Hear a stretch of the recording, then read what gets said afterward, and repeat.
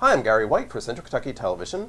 I'm here with Dr. Johnny Isaacs with Isaacs General Dentistry on Bobolink Drive in Springfield. And this is our tooth care news segment that we have here on Central Kentucky Television.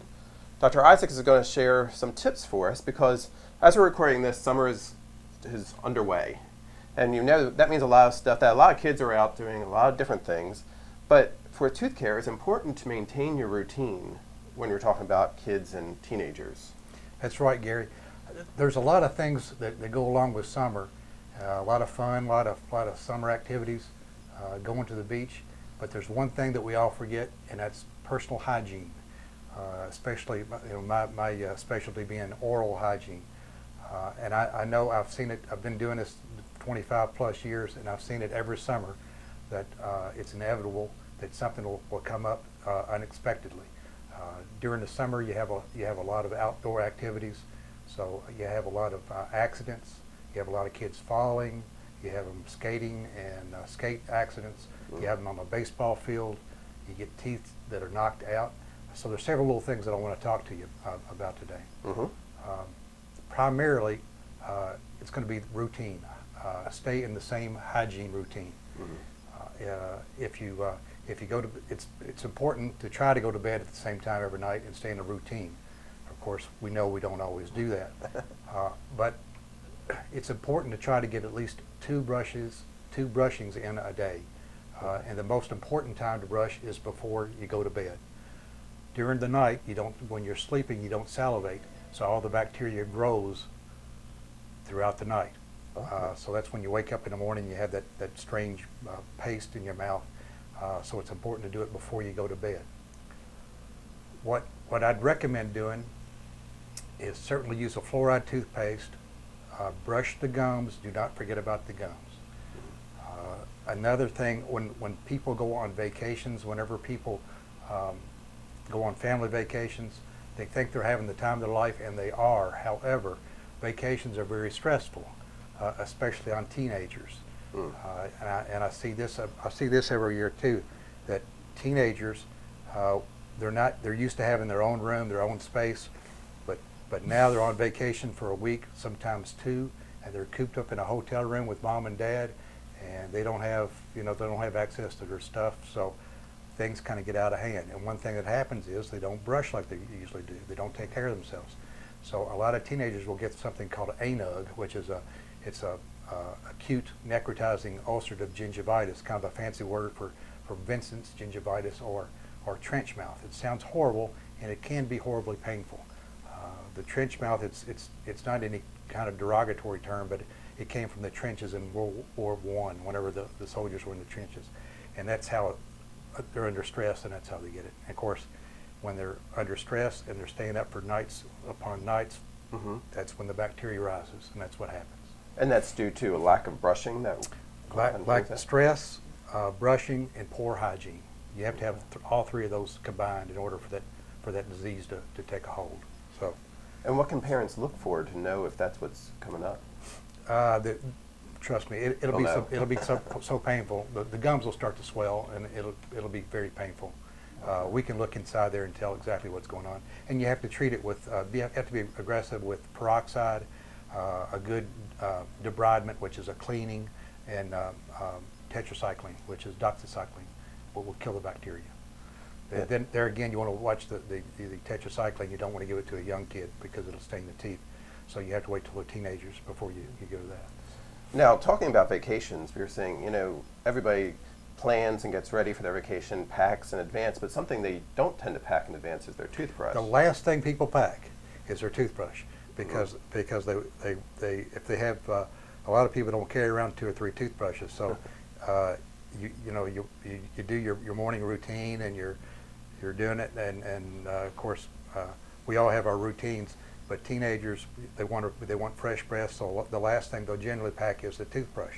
So the first thing they're going to forget is their toothbrush.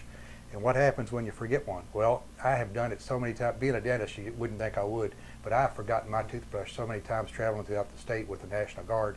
I can't tell you how many times I've stopped in convenience stores and had to buy a toothbrush. The problem with going into a convenience store and buying a toothbrush is they're very expensive and they're very poor quality. You don't get you don't get a good toothbrush. They're usually hard bristled brushes for some reason. I think they just kind of dump them on they know they have to sell them, so they dump them on the convenience stores. However, if you can get to a drugstore or a high volume store, you can get a better quality toothbrush. You'll get you one that'll last, or it won't destroy the gums, because they're usually hard bristled in the convenience stores for some reason. And you want a soft bristle. You'll want a soft bristle. Also, what kind of toothpaste? Really, I don't recommend any certain type. They're all good these days. They all have stannous fluoride in it. Some people would recommend more, some people less, some people just different. Depends on the individual, or really personal preference. Something else that I'd like to talk about: if you go camping and you forget your toothbrush and you can't get to a store, don't forget about hygiene. You can. What I used to tell the soldiers in the National Guard: if you forget it, you can always use a washcloth. You can go to go to your water supply. We used to have something called water buffalo, but you go to your water supply and you can just use water and a washcloth and scrub the gums and scrub the tongue. That'll get rid of the bacteria. If you don't have a washcloth, use a T-shirt. Just use something that you can get in there with it. But don't use a stick. That's a little too old-fashioned to use a stick. A lot of the Indians used to use sticks and stuff. But use a washcloth or a T-shirt. But make sure you get in there and do something daily. So you have to get that routine, even if you're camping. Don't forget about that, because it is stressful. You think you're having a great time, but if you go without sleep, without poor hygiene, and under stress, it's going to happen, and we'll see it this summer. Some teenager will come in with that this summer. Now, you're also talking about they're going to be doing a lot of activities outside that they may not normally be doing, like skating or what have you, or games. Is there protection for their teeth that they should be using? Well, not really. I mean, you could go overboard, I guess, and use a mouthpiece, but nobody's going to do that. An important thing to do: if parents, if a tooth does come out, don't panic. Try to find the tooth. If you can find it, do not put it in milk. Don't put it in water. The best thing to do is, if the kid is not panicked, if you can place it back into their mouth, underneath, we call it the sulcus. If you just pull the lower lip out, put it right, kind of like a smokeless tobacco or something like that. Just hold it in your mouth, because it has the same pH, it has the same temperature, and the saliva is a good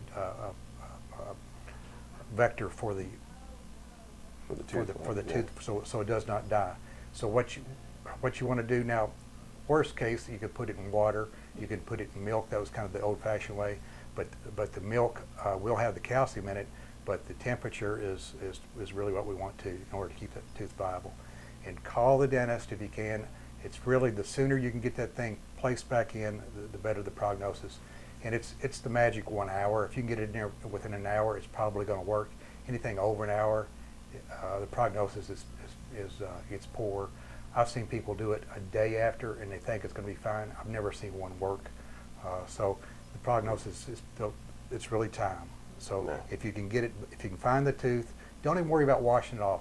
We'll get them a tetanus shot and put them on bacteria, some kind of antibacterial antibiotic.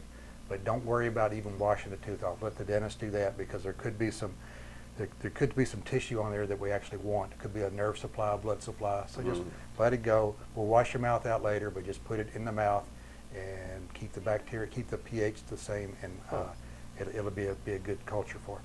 So it's a 1 hour rule there too. 1 hour. Pick it up and put it in the mouth right away. And call the dentist. Get to it. And it's usually a night or a weekend. A dentist, as a general rule in the rural area, sometimes it's hard to get a hold of us. But if you can find a dentist, it's fine. If not, a lot of times you can go to an emergency room around here somewhere, and a lot of the MDs are trained up on that type of stuff too. So that's good. That's great. So there's some tips for you for the summer, because we want to make sure. Now we're talking about kids and making sure that they don't drink too much of the sugary stuff that's out there either, right? They're going to do that anyway. The important thing is hygiene. It's hard to tell somebody not, to switch their habits. They're not going to do it during the summer. The time to develop good habits is when you've got a good routine and you got school going on, and that during the summer is not really a good time to do it because there's just too many temptations. And you mentioned something about ice cream and all. Enjoy your summer. Don't worry about it, but just don't forget about the oral hygiene. That is important too. And if you just maintain your routine, your teeth will stay pretty healthy. Yeah, it's all about routine and habits. You see so many. I can remember years ago I had a teenager come in. He was 19 years old, and it looked like he hadn't brushed his teeth in about 10 years. And I asked him when the last time he brushed his teeth. He said about when he was 9, so it'd been about 10 years. I said, "Why'd you quit?" He goes, "My mother quit making me." So, and then here he is 19, and we're taking all his teeth out. Oh, wow. So I mean, it's all dentistry is almost completely preventable. If you can get in there and brush your teeth, floss your teeth, take care of yourself, you could put dentists out of business if you did that. There wouldn't be a whole lot of need for it. We're here because of people. We tend to neglect things and not take care of ourselves. Just like most things. I'm sure if you cut down on your sugary intake and your calories and didn't smoke, didn't drink, they put a lot of doctors out of business too. So it's the very same thing. Now, you talked about brushing, but how about with flossing? Is that something that you need to do daily as well? You should do that daily too.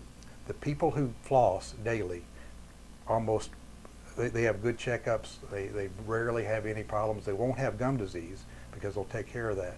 They can still have cavities because the flossing doesn't really get rid of the bacteria that causes the cavities, but it will prevent gum disease. And that's, once you have gum disease, it's really tough to treat. A lot of times you are going to lose your teeth.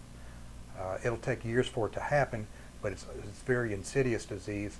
But it's also it's very debilitating to your overall health. I've seen it even this morning. I took out some teeth on a guy he said he's just feeling weak, and I took out 2 teeth on him. I'll see him back next week. I put him on antibiotics. He'll be feeling better. He said he just doesn't have any energy, but he will next week. So there's some summer teeth care news tips for you from Dr. Johnny Isaacs with Isaac General Dentistry. Tell us where you're located. 39 Bobolink in Springfield, Kentucky. Okay, and you can give a call, set up an appointment, come see Dr. Isaacs. What's your phone number out here? 859-336-7680.